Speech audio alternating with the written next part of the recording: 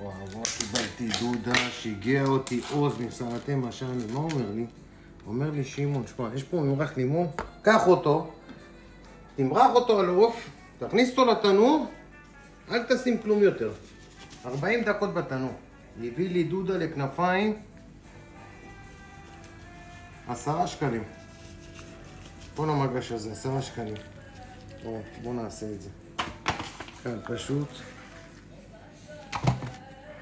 אומר לי, תשמע, קח את הכנפיים, תמרח עליהם את הלימון, הממרח לימון. רגע, נביא כפית. נשים. אחת. עוד אחת. נעבר.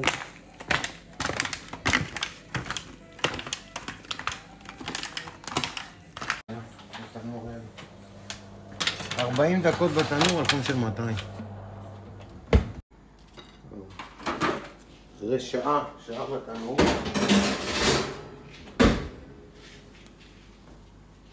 בוא ניתן את זה. אבל עם מה ניתן את זה? סלט חדש.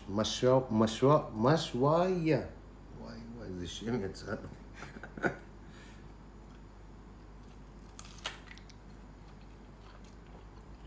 וואו. רגע, חכה, ניתן את זה בלי כלום.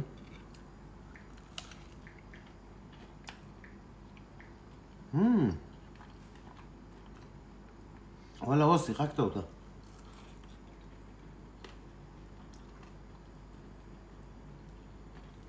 חברים, כלום עבודה, כלום כסף, אוהב אתכם.